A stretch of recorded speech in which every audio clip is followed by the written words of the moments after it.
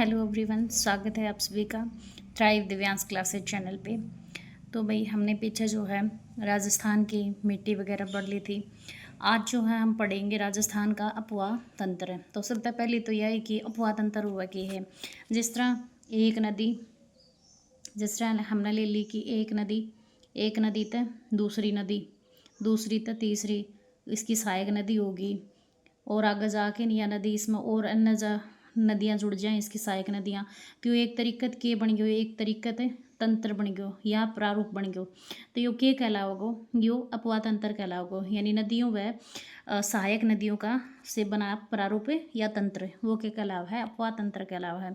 जल ग्रहण क्षेत्र की अगर आप बात करेंगे तो जल ग्रहण क्षेत्र क्या होगा, जिस तरह कोई स्थान है, ये कोई क्षेत्र है ये, और इस क्षेत्र तय जो नदी है वो अपना पानी बहा के लेके आवा है इस क्षेत्र तय, तो ये क्षेत्र के कहलाओगो जल ग्रहण क्षेत्र कहलाओगो। ठीक है।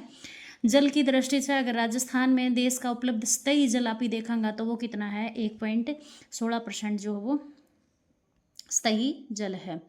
अगर हम बात करें राजस्थान में कुल जल ग्रहण क्षेत्र हैं तो वो कितने हैं, वह ही अपने पास है 16, और कुल जल ग्रहण क्षेत्र की अगर बात करेंगे तो वही अपने पास में 58।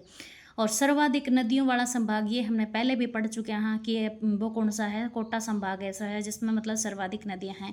और न्यूनतम नदियों वाला संभाग कौन सा है, बीकानेर है जिसमें कम नदियां हैं। सबसे अधिक नदियों वाला जिला की अगर आप बात करेंगे तो वो चित्तौड़ है, और सर्वाधिक नदियों का उद्गम वाला जिला अगर पूछा जाए तो वो कौन सा है, वो उदयपुर है। और जहाँ एक भी नदी नहीं बहती, पहले तो भाई 2 जिले थे इसे बीकानेर और चूरू, अब फलोदी और डीग ये बढ़न के बाद में इनमें भी जो है एक भी नदी नहीं बहती। तो इनमें भी आप इनके साथ लेके चलाएंगे कि बीकानेर, चूरू, फलोदी और डीग जो है वो ऐसे ऐसे वो जिले हैं जिनके अंदर एक भी नदी नहीं बहती।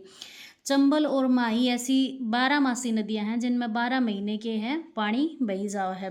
राज्य जल नीति की शुरुआत जो है वो कब करी गई थी, वो 1999 में शुरू की गई थी। और राज्य भूजल नीति जो न्यू मानी जा है वो कौन सी है, 2010 वाली है। ठीक है। केंद्र सरकार द्वारा स्थापित भूमिगत जल बोर्ड की स्थापना जो है भाई 1950 में करी गई थी। तो आप ही बात करा कि राजस्थान का अपवाह तंत्र की आप ही बात करने लग रहे हैं हम, तो जिसमें आंतरिक 3 तरीके का आप ही अपवाह तंत्र पढ़ाएंगे। एक तो आंतरिक प्रवाह, आंतरिक अपवाह मतलब जिसमें जो नदी है वह ये है कि न तो किसी उसका जल जो है बंगाल की खाड़ी में जाके गिरा है, न उसका जल जो है वो अरब सागर में जाके गिरा है। मतलब ऐसी नदी जो अंदर तक शुरू हो है और वो अंदर ही मतलब ख़त्म हो जाए है, वहीं पे अंदर मतलब मिट्टी में ही ख़त्म हो जाए है, जिन्हें आप रुंडित नदी भी बोल सका। हाँ, तो ऐसी रुंडित नदी जिनका मतलब ये है कि जिनका उद्गम भी अंदर है, वो है मतलब स्थल के अंदर वो है, और वो विलीन भी तो वह है स्थल के अंदर ये विलीन हो जावे हैं। ठीक है। जिसका पानी की दूसरे समुद्र में या खाड़ी, बंगाल की खाड़ी वगैरह इनमें जाकर न गिरा हुआ के अलावा आंतरिक अपवाह के अलावा है। ठीक है। या फिर रुंडित नदी के अलावा है। तो इसमें 3 तरह के अपवाह तंत्र आप देखेंगे, एक आंतरिक अपवाह, एक अरब सागरीय अपवाह, एक बंगाल की खाड़ी अपवाह। जो आंतरिक अपवाह होगा वो 60% है अपना, और जो अरब सागरीय अपवाह है वो 16% है, और बंगाल की खाड़ी जो है वो है 24% है अपने पास में, जो आप ही पढ़ाएंगे। तो नेक्स्ट जो है वो है आंतरिक अपवाह तंत्र। सबसे पहले आप आंतरिक अपवाह तंत्र पढ़ाएंगे। तो आंतरिक अपवाह तंत्र की अगर आप बात करें तो इसमें जिस तरह एक ट्रिक बना रखी है ये कि ये वह नदियाँ हैं जो आंतरिक अपवाह तंत्र की नदियाँ हैं, जिस तरह घसा, मेरू, काकारू। भाई ट्रिक बनाने का तरीका क्या है कि ट्रिक बनाने का सब तक बढ़िया तरीका ये है कि ट्रिक बनाने तक ये है कि जो नदी वगैरह हैं वह थोड़े ही मतलब इजी तरीके से याद हो जाए। अगर भाई ट्रिक बना के बिना ट्रिक तो याद करना चाहो तो वो भी आप कर सको हो। तो ट्रिक बनाने तो थोड़ा है यूँ है कि थोड़ी सी इजी वे में थोड़े याद हो जाए। जैसे घसा, मेरू, कक्करू मतलब घ से घग्गर, सा से साबी, मे से मेनथा, रू से रूपनगढ़, का से कांतली, और का से कांकनी, और रू से रूपा रेल। तो सबसे पहले आप घग्गर नदी की बात कर लेते हैं। हाँ, जो घग्गर नदी हनुमानगढ़ वाले एरिया में बह है। ठीक है। जिसने अभी सरस्वती भी कहा है, दर्शवती भी कहा है, जो के है जो विलीन मानी जा है, मतलब अब यूँ कहें कि वो मतलब नहीं बह है। ठीक है। तो ये इधर जो लिख रखे हैं ये क्या है कि सांबर में गिरने वाली नदी। सांबर में गिरने वाली क्यों, जिस तरह अभी सांबर झील का बारे में पढ़ांगा तो उसमें कुछ नदियां ऐसी हुआ हैं कि जो अपना जल है वो आगे और कितने नहीं लेके जाए, बल्कि वह सांबर झील के अंदर अपना जल लेके जाए हैं। तो ये उनका नाम लिख रखा है कि सांबर झील में गिरने वाली नदियाँ।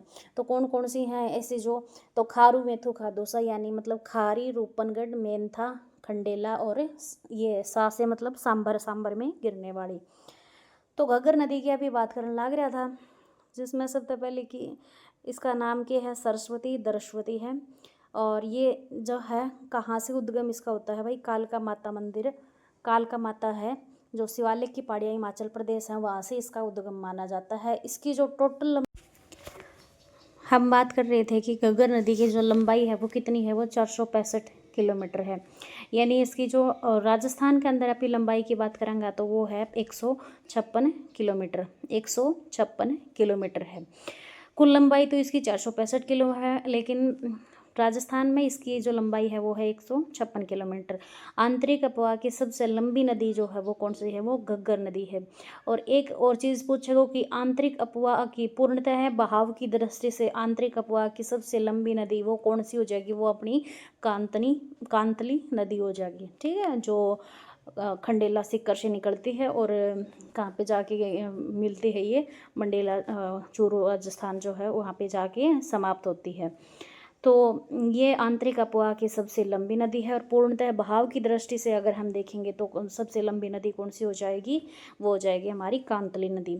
तो बहाव अगर इसकी बात करें तो बहाव की है हिमाचल प्रदेश से निकलती है, हिमाचल प्रदेश से पंजाब में, पंजाब से ये हरियाणा में, और हरियाणा से ये राजस्थान में प्रवेश करती है, और राजस्थान से ये निकल के जाती है पाकिस्तान में। पाकिस्तान के जो फोर्ट अब्बास है वहाँ तक ये जाती है।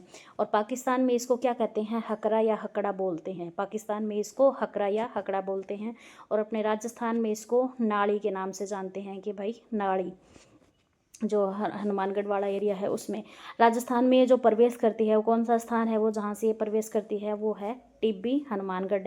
टिब्बी हनुमानगढ़ से ये प्रवेश करती है श्रीगंगानगर होते हुए, और अनूपगढ़ जो बीकानेर वाला एरिया है उसमें। अब तो ये ज़िला नहीं है, लेकिन पहले ये ज़िला बना दिया था, तो ये अनूपगढ़, यहाँ पे आप बीकानेर भी लिख सकते हो अनूपगढ़ की जगह, तो यहाँ पे आप बीकानेर या अनूपगढ़ भी लिख सकते हो।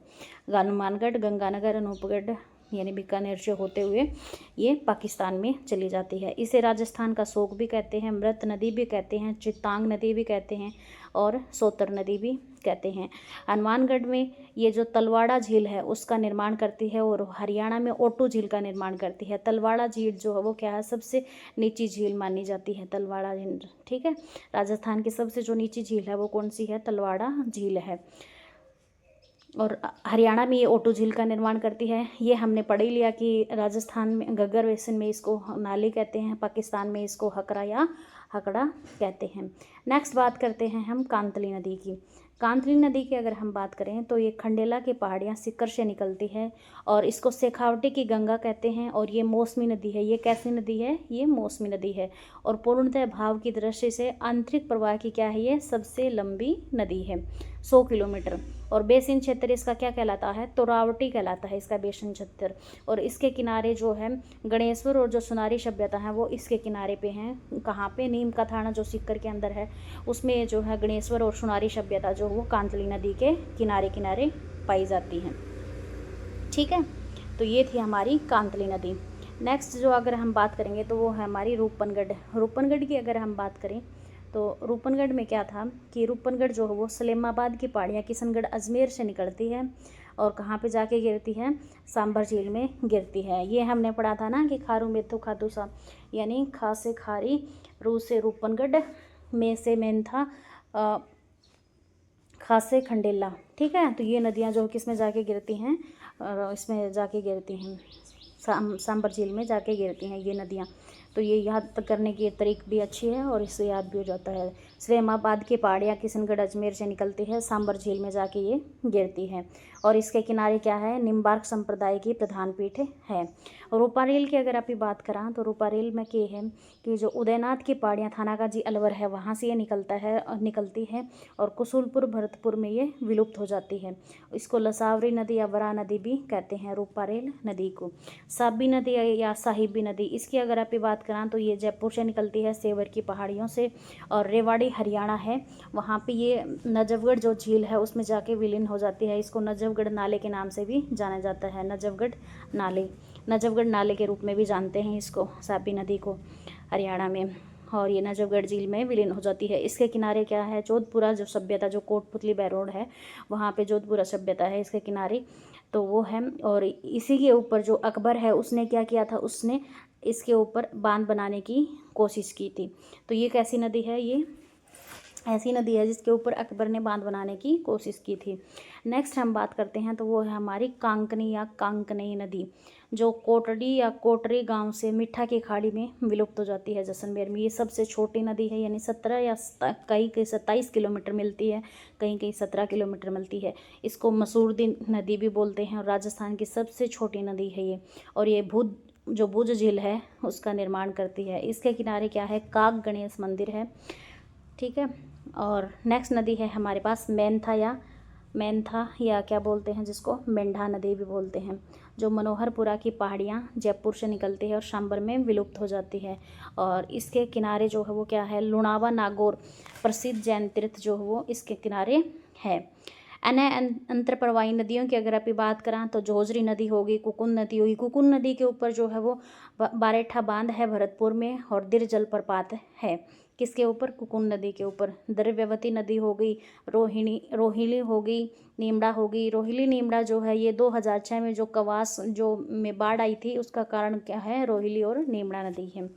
नेक्स्ट आप ये बात करेंगे कि ये तो थी आंतरिक अफवाह नदी। अब आप पढ़ाएंगे अरब सागरीय अफवाह की नदी।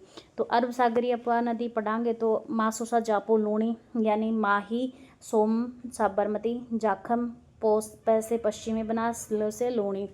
तो ये अरब सागरीय प्रवाह की अफवाह की नदी हैं, जिसमें सबसे पहले अभी माई नदी पढ़ाएंगे। तो माई नदी के है कि अमरोह की पहाड़ियाँ, यानी जो जो विंध्याचल पर्वत है जो मध्य प्रदेश में, वहाँ से निकलती है, धार जिला मेहन झील से। और इसे कांठल की गंगा भी कहते हैं, आदिवासियों की गंगा भी कहते हैं, वागड़ की गंगा भी कहते हैं, और दक्षिणी राजस्थान की स्वर्ण रेखा भी ये कही जाती है। इसकी लंबाई की अगर आप बात करें तो कुल लंबाई जो है इसकी 576 किलोमीटर है, लेकिन राजस्थान में इसकी जो लंबाई है वो कितनी है, 171 किलोमीटर है। बहाव की अगर आप बात करें तो बहाव एमपी से लेके राजस्थान से ये जो प्रवेश करती है वो है खादुग्राम बांसवाड़ा, और राजस्थान से फिर ये गुजरात में वो चली जाती है खंबात की खाड़ी में। और ये उल्टे यू आकार में बहती है, जैसे भाई यू ऐसे होता है ना, तो ये ऐसे बहती है। और कर्क रेखा है उसको 2 बार काटती है, एक बार यहाँ पे एक बार यहाँ पे, ऐसे करके 2 बार काटती है कर्क रेखा को, और 56 के मैदान का ही निर्माण करती है, कर्क रेखा को 2 बार काटती है।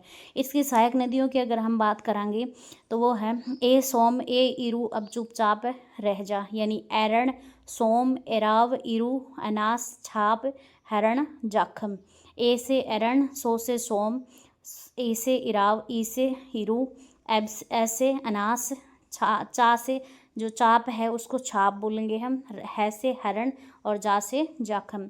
इसके ऊपर भाई बांध भी हैं, जैसे माही बजाज सागर बांध बांसवाड़ा, जो राजस्थान का सबसे लंबा बांध है, 3109 मीटर। माही बजाज सागर बांध बांसवाड़ा में है, कागदी पिकअप बांध बांसवाड़ा में है, कड़ाना बांध गुजरात में है। और यहाँ पे जो है सुजलाम सुफलाम परियोजना भी चलाई जा रही है। इसके ऊपर भाई ये नदी जो है वो एक त्रिवेणी संगम भी बनाती है, जो मतलब इससे क्वेश्चन पूछा जाता है। और अब पीछे जो ये पेपर हुए थे फर्स्ट और सेकंड ग्रेड, इसमें शायद सेकंड ग्रेड में पूछा गया है या फिर फर्स्ट में पूछा गया है कि मतलब जो माही नदी है वो किसके साथ मिलके जो है त्रिवेणी संगम बनाती है। तो सोम जाखम के साथ में मिलके त्रिवेणी संगम बनाती है। और ये जो जहाँ पे त्रिवेणी संगम बनाती है वहाँ पे बेणेश्वर मेला भी लगता है, और आदिवासियों का कुंभ मानते हैं, वहाँ पे आदिवासियों का कुंभ माना जाता है ये जो मेला लगता है, ठीक है।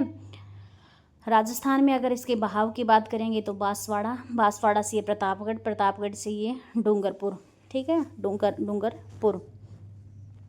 नेक्स्ट अगर हम बात करें तो नेक्स्ट है हमारे पास ये माही नदी। माही नदी जैसे देखो ये यहाँ से निकलती है, कहाँ से निकलती है, ये मेहन झील से निकलती है। मेहन झील से निकल के ये यहाँ पे राजस्थान में प्रवेश करेगी। कहाँ से, खद्दूग्राम बांसवाड़ा से प्रवेश करेगी। और ये यहाँ पे बांध आ गया, कौन सा बांध आ गया, माही बजाज सागर बांध, बोरखेड़ा जो बांसवाड़ा के अंदर है, सबसे लंबा बांध है। फिर उसके बाद में थोड़ी दूर आगे चलने के बाद में कागदी पिकअप बांध है बांसवाड़ा में ही, इधर से इसमें एक इरू नदी आके मिलती है। फिर आगे चलने के बाद में इधर जाखम नदी, इधर सोम नदी आके मिलती हैं। जाखम जो है वो भंवर माता की पहाड़ी प्रतापगढ़ से, और जो सोम नदी है वो बिछामेड़ी की पहाड़ियों से आती है। सोम नदी के ऊपर भी सोम कागदर बांध उदयपुर में और सोम कमला अंबर बांध डूंगरपुर में, ये 2 बांध जो है इसके ऊपर बने हुए हैं। और ये तीनों मिलके जो है, एक नदी ये माही होगी, 2 ये होगी जाखम और सोम, ये मिलके क्या बना रही हैं, डूंगरपुर में त्रिवेणी संगम बना रही हैं। बेणेश्वर धाम है यहाँ पे, जहाँ पे बेणेश्वर मेला लगता है, जो आदिवासियों का कुंभ माना जाता है। फिर ये आगे चल के इधर से एक मोरेन नदी आती है जो डूंगरपुर की पहाड़ियों से होके आती है। इधर से एक चाप नदी आती है जो कालीग्रा पहाड़ियों से आती है बांसवाड़ा से। इधर से एक भादर नदी आती है डूंगरपुर से, और इधर से एक अनास नदी आती है। अनास की सहायक नदी है हरण नदी, जो एमपी से आती है अनास नदी। और राजस्थान में जो प्रवेश करती है वो मेलड़ी खेड़ा बांध से प्रवेश करती है राजस्थान में, और ये आगे जाके खंबात की खाड़ी में गिर जाती है। तो ये हमारी क्या है, ये हमारी जो माही नदी है वो है माही नदी।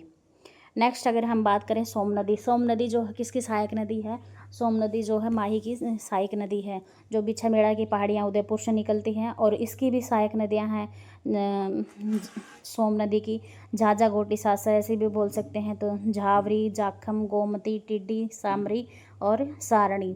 सोम कागदर बांध उदयपुर और सोम कमला बांध डूंगरपुर, ये इसके ऊपर 2 बांध बने हुए हैं। जाखम नदी की आप बात करें तो जाखम नदी भी किसकी सहायक नदी है, माही नदी की सहायक है। भंवर माता मंदिर छोटे सादड़ी प्रतापगढ़ से आती है। सहायक नदी इसकी सूकली करमोई है। और जाखम बांध जो इसके ऊपर बना हुआ जो सबसे ऊंचा बांध है प्रतापगढ़ में। अनास नदी भी किसकी सहायक नदी है, अनास भी जो है माही की सहायक नदी है, और आम्बेर गाँव एमपी से आती है, और इसकी सहायक है वो हरण नदी है।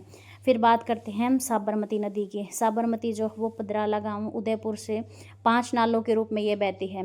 ये जो है ये 5 नालों के रूप में बहती है, 5 नालों के रूप में। और फिर 5 नाले ये जो आगे मिलके एक नदी का रूप ले लेते हैं। इसकी लंबाई 416 किलोमीटर है, लेकिन राजस्थान के अंदर इसकी 45 किलोमीटर है। मतलब ये एक ऐसी नदी है जिसका उद्गम तो राजस्थान में होता है, लेकिन ये फ़ायदा जो है दूसरे राज्य को पहुँचाती है, जो गुजरात को फ़ायदा पहुँचा रही है ये, और ये खंबात की खाड़ी में जाके विलीन हो जाती है। इसकी सहायक नदियों की अगर हम बात करें तो ट्रिक है भाई कि वाह मासी मेवे सेक, तो वाह से वाक्कल, है से हथमती, माँ से मानसी, और मे से मेश्वा, वे से वितरक, से सेई। तो ये जो है ये हमारी साबरमती नदी। साबरमती नदी के बाद में बात करते हैं पश्चिमी बनास की। पश्चिमी बनास की अगर हम बात करें तो पश्चिमी बनास जो है वो क्या है, पश्चिमी बनास नया सानवाड़ा सिरोही से आती है। इसके किनारे जो है आबू रोड और डीसा शहर हैं। स्वरूपगंज सिरोही में पश्चिमी बनास बांध बना हुआ है इसके ऊपर। और इसकी सहायक नदी की अगर बात करें तो वो है सिप्पू और सूकली। सिरोही में सूकली सेलवाड़ा परियोजना चलाई गई है। गुजरात बनासकांठा से होती हुई कच्छ की रण में ये क्या हो जाती है, विलीन हो जाती है। नेक्स्ट बात करते हैं हम लूणी नदी की। लूणी नदी जो है वो नाग पहाड़ी अजमेर यानी पुष्कर की पहाड़ियाँ अजमेर से निकलती हैं, यानी 2 नालों के रूप में निकलती है। ये भी 2 नालों के रूप में निकलती है, और आगे जाके एक लूणी नदी का रूप ले देती है ये, यानी जिसको सागरमती सरस्वती के रूप में निकलती हैं ये। और ये आगे जाके फिर एक जगह पे मिलती हैं, साकरी नदी का नाम साकरी नदी कहलाती है, सागरमती भी कहलाती है, ये लवणवती भी कहलाती है, साकरी नदी भी कहलाती है, रेल नदी, आदि मीठी आदि खारी भी कहलाती है। अंतसलीला, कालिदास द्वारा इसको अंतसलीला कहा गया है। लंबाई की बात करेंगे तो 495 किलोमीटर जो है इसकी लंबाई है। राजस्थान में इसकी जो लंबाई है वो 330 किलोमीटर है। बहाव की बात करें तो राजस्थान से ये गुजरात कच्छ रण में जाके मिल जाती है। और सांचौर जो जालोर में है उसमें ये जो दलदली क्षेत्र है उसका निर्माण करती है, जिसे नेहड़ के नाम से भी जानते हैं। सांचौर में इसको रेल या नाड़ा भी बोलते हैं, दलदली क्षेत्र को। परवाह क्षेत्र की अगर हम बात करें तो अजमेर, अजमेर से ये नागौर, नागौर से ये ब्यावर, ब्यावर से ये जोधपुर, जोधपुर से बालोतरा, बालोतरा से ये बाड़मेर, बाड़मेर से सांचौर यानी जालोर होते हुए ये किस में चल जाएगी, कच्छ के रण में, गुजरात में चली जाएगी। किनारे की बात करें तो इसके किनारे जो है तिलवाड़ा सभ्यता है बाड़मेर में, और पुष्कर में अगर ज़्यादा वर्षा हो जाती है तो बालोतरा में क्या हो जाती है, बाढ़ आ जाती है। बिलाड़ा जोधपुर में जो है इसके जो बिलाड़ा जोधपुर है उसमें जसवंत सागर बांध है, पिचियाक बांध जिसको बोलते हैं, ठीक है, पिचियाक बांध। ये जैसे देखिए ये नाग पहाड़ी पुष्कर की पहाड़ियों से निकलती है, एक सागरमती, एक सरस्वती नदी, और ये गोविंदगढ़ में मिलती है। आगे जाके ये लूणी नदी, ये साकरी कहलाती है, फिर आगे जाके ये लूणी नदी बनती है। जाके यहाँ पे जसवंत सागर बांध है बिलाड़ा में, बिलाड़ा जोधपुर में। आगे एक नदी आती है पाड़लू गाँव नागौर से, जोजड़ी नदी, जो खेजड़ली खुर्द जो है जोधपुर वहाँ पे मिलती है। उसके बाद में इधर से आती है लीलड़ी नदी, कहाँ से, खवाजा ब्यावर से आती है, जो जोधपुर पाली सीमा में मिलता है। फिर इधर से एक बांडी नदी आती है, बांडी नदी के ऊपर हेमावास बांध है जो फलाद गांव के पहाड़ियों से आती है पाले से, और इसकी सहायक नदी है गुइयाँ जो सोजत पाली से आती है, जो किसमें जाके मिलती है, लूणी में मिलती है, लाखेर गांव पाली में। इधर से एक देसुरी की पहाड़ियों से सुकड़ी नदी आती है जो कहाँ पे जाके मिलती है, बूंद गाँव समदड़ी बालोतरा में मिलती है। फिर एक मीठड़ी नदी आती है जो यहाँ पे जाके मिलती है मेसला गांव, मंगला गांव बालोतरा में मिलती है जाके। फिर एक जवाई नदी और खारी नदी, दोनों, जवाई नदी की जो सहायक नदी है वो है खारी नदी, और जवाई नदी के ऊपर जवाई बांध बना हुआ है सुमेरपुर में, जो गोरियां गांव पाली से आती है, और खारी नदी शेरगांव की पहाड़ियाँ सिरोही से आती है, और ये हेमाकुड़ा जालोर में जाके जो है लूणी नदी में मिल जाती है। आगे आती है सागी नदी, सागी नदी जो वो जालोर से आती है और कहाँ पे मिल जाती है, गांधव गाँव बाड़मेर में जाके मिल जाती है, और ये नदी लूणी फिर आगे कच्छ के रण में जाके विलीन हो जाती है। तो ये थी हमारी कौन सी, लूणी नदी। नेक्स्ट अगर हम बात करें तो वो है जवाई बांध। जवाई बांध जो है, जवाई बांध किसके ऊपर था, जवाई नदी के ऊपर है, ये रहा जवाई बांध, ठीक है। जवाई बांध जो है वो जवाई नदी के ऊपर है जो सुमेरपुर पाली में है। तो अगर इसकी बात करें तो इसे मारवाड़ का अमृत सरोवर कहते हैं। पाली जालोर जोधपुर का जलापूर्ति स्रोत है। पश्चिमी राजस्थान का सबसे बड़ा बांध है ये। नींव की अगर बात करें तो 13 मई 1946 को जोधपुर महाराजा उमेद सिंह ने इसकी जो है नींव रखी थी। इंजीनियर कौन थे इसके, एडगर और फर्ग्यूसन थे। सई बांध उदयपुर से जो पानी है वो जवाई बांध में पहाड़ से 7 किलोमीटर लंबी सुरंग बनाकर जो है इसमें पानी की पूर्ति की जाती है। 1971 में सई बांध परियोजना जो है वो बनाई गई थी। अब हम पढ़ते हैं बंगाल की खाड़ी का अपवा तंत्र। तो बंगाल की खाड़ी का अपवा तंत्र पढ़ने से पहले इसमें 2-4 ही मेन नदी हैं, जैसे बनास नदी हो गई। बनास नदी जो है वो कहाँ से निकलती है, खमनोर की पहाड़ियाँ राजसमंद से निकलती है। जसवंत की पहाड़ियाँ कुंभलगढ़ बोल सकते हैं। इसके वन की आसा वर्णासा वन वशिष्ठी भी कहते हैं। लंबाई की बात करें तो कहीं कहीं 512, कहीं कहीं 480 किलोमीटर। पूर्णतः बहाव की दृष्टि से राजस्थान की सबसे लंबी नदी, ये पूर्णतः बहाव की दृष्टि से राजस्थान की सबसे लंबी नदी। और जो कांतली नदी थी वो क्या थी, पूर्णतः बहाव की दृष्टि से राजस्थान की आंतरिक सबसे लंबी नदी थी वो। बहाव क्षेत्र की बात करें तो राजसमंद से चित्तौड़गढ़, चित्तौड़गढ़ से भीलवाड़ा, भीलवाड़ा से टोंक, टोंक से सवाई माधोपुर। भूरी मिट्टी का जो है ये निर्माण करती है।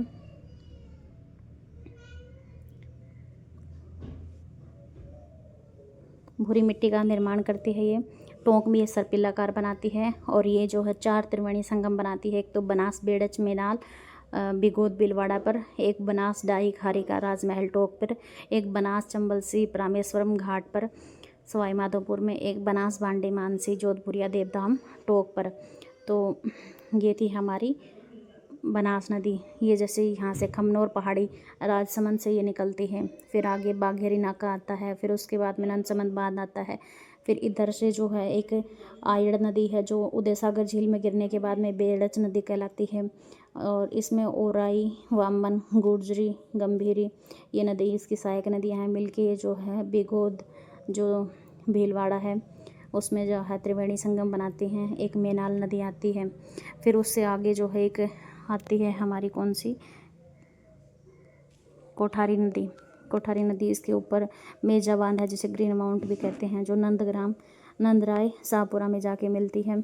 फिर इससे आगे आती है एक खारी नदी, डाई नदी, जो आके इसके ऊपर क्या बनाती हैं, राजमहल टोक में त्रिवेणी संगम बनाती हैं। फिर इधर से आती है मानसी नदी, बांडी नदी, जो देवधाम टोक में क्या बनाती हैं, त्रिवेणी संगम बनाती है।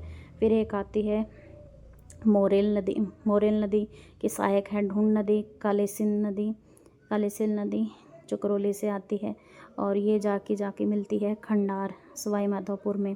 फिर आगे बनास नदी, सीप और चंबल ये जो है क्या बनाती हैं, रामेश्वरम घाट में त्रिवेणी संगम बनाती है और ये चंबल नदी में जाके मिल जाती है। चंबल जो है आगे फिर इसका जो जल है यो यमुना में पहुंचा देती है। तो ये थी हमारी बनास नदी। नेक्स्ट अगर हम बात करें चंबल नदी की, तो चंबल नदी क्या है, चंबल नदी जो वो जानाबाव की पहाड़ियाँ महू एमपी से शुरू होती है, जिसे राजस्थान की कामधेनु, चरमण्यवती, नित्यवाहिनी भी कहते हैं। लंबाई की अगर हम बात करें तो 1051 किलोमीटर, जिसको 966 किलोमीटर भी कहीं कहीं बताते हैं। राजस्थान में ये 322 या 320 किलोमीटर ही है। भाव क्षेत्र की बात करें तो एमपी, राजस्थान, यूपी और राजस्थान में चित्तौड़गढ़, कोटा, बूंदी, सवाई माधोपुर, करौली, धौलपुर। इसका जो वृक्षाकार प्रवाह क्षेत्र है सर्वाधिक हवनालिका प्रदान करती है। राजस्थान में ये प्रवेश जो है 84गढ़ जो चित्तौड़ है उसके पास से ये प्रवेश करती है। डाकों या दस्युओं की जो शरण स्थली है वो इसको कहा जाता है, क्योंकि ये जो है क्या करती चलती है, अप्रदन करती चलती है, तो इस वजह से जो है इसमें जो है कंदराएँ बन जाती हैं और इन कंदराओं में जो है ये डाकों की छुपने की जगह हो जाती है। चूलिया जलप्रपात है 18 मीटर, यूनेस्को की विश्व विरासत सूची के लिए इसको नामित किया गया है। सर्वाधिक बेहड़ यानी कंदराओं का निर्माण करती है, घड़ियालों की शरणस्थली है ये।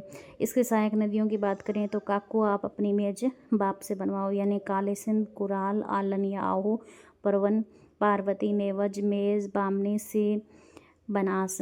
बांध की अगर हम बात करें तो इसके ऊपर 4 बांध हैं, गांधी, राणा, ज्वारकोटा, यानी गांधी सागर बांध मंदसौर एमपी में, राणा सागर प्रताप बांध, राणा प्रताप सागर बांध चित्तौड़गढ़ में, जवाहर सागर बांध कोटा बूंदी में, कोटा बैराज बांध कोटा में है।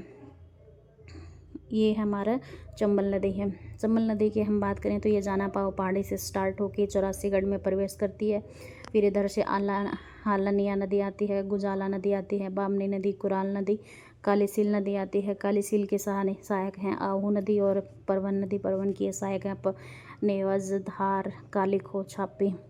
इधर से जो है मेज नदी आती है, मेज की सहायक नदियां हैं ये घोड़ा पछाड़, बाजन, मांगली के ऊपर भीमतल जलप्रपात है। फिर आगे आती है चाकण नदी, इधर से पार्वती नदी आती है, पार्वती की सहायक नदी हैं। फिर उसके बाद में कोनू नदी आती है, इधर से बनास, सीप, ये त्रिवेणी संगम बनाती है और ये आगे जाके यमुना यूपी में, मुरादगंज यूपी में जाके जो है यमुना में मिल जाती है। पहले जो बाणगंगा है वो इसमें आके मिला करती थी, लेकिन अब वो भरतपुर में ही विलुप्त हो जाती है और एक गंभीर नदी है वो आके इसमें मिलती है। बाणगंगा नदी की अगर हम बात करें तो बैराठ की पहाड़ियाँ जयपुर से शुरू होती है, जो अर्जुन की गंगा कहलाती है, ताला नदी भी कहलाती है और सीधे यमुना में ही जल लेके जाती है। लेकिन वर्तमान में भरतपुर जो मैदान है उसी में विलुप्त तो हो जाती है। इसके ऊपर जम्मू आरामगढ़ बांध है। गंभीर नदी की बात करें तो हुरडा गांव की पहाड़ियाँ करौली से निकलती है, सीधे यमुना में जल ले जाती है। कुछ प्रमुख जलप्रपात हैं जैसे चूलिया जलप्रपात जो वो चंबल नदी के ऊपर है भैंसरोडगढ़ में, मेरनाल जलप्रपात जो वो मेरनाल नदी पे है भीलवाड़ा में, भीमतल जो वो मांगली नदी पर है बूंदी में, अरना झरना जो है वो शुष्क जलप्रपात है जोधपुर में, दिर जलप्रपात जो वो कुकुन नदी पर है भरतपुर में। तो ये हमने जो है राजस्थान का अपवाह तंत्र के बारे में कुछ पढ़े। जो राजस्थान का जो अपवाह तंत्र था उसके बारे में हमने ये जो है ये आज इतना टॉपिक किया। हमें कोशिश की कि एक ही क्लास में इसको कवर करवा दिया जाए, तो ये थोड़ा लंबा तो वीडियो बना गया होगा, लेकिन कोशिश जो की है वो इसी में की है। अगर आपको कोई डाउट हो या कोई समझ में नहीं आ रहा तो आप कमेंट करके पूछ सकते हो। नहीं बाय द वे आप जो है हमारे टेलीग्राम चैनल से भी जुड़ सकते हैं। इसकी PDF वगैरह अगर आपको चाहिए तो ये PDF आपको मिल जाएगी हमारे Telegram channel thrive Divyansh classes channel पे। Thank you. अगर क्लासेस अच्छी लगी हो तो क्लासेस को शेयर ज़रूर करना, लाइक शेयर और कमेंट ज़रूर करना भाई, हमें भी पता चले कि कैसे लगी क्लासेस आपको, और चैनल को सब्सक्राइब ज़रूर कर देना। Thank you.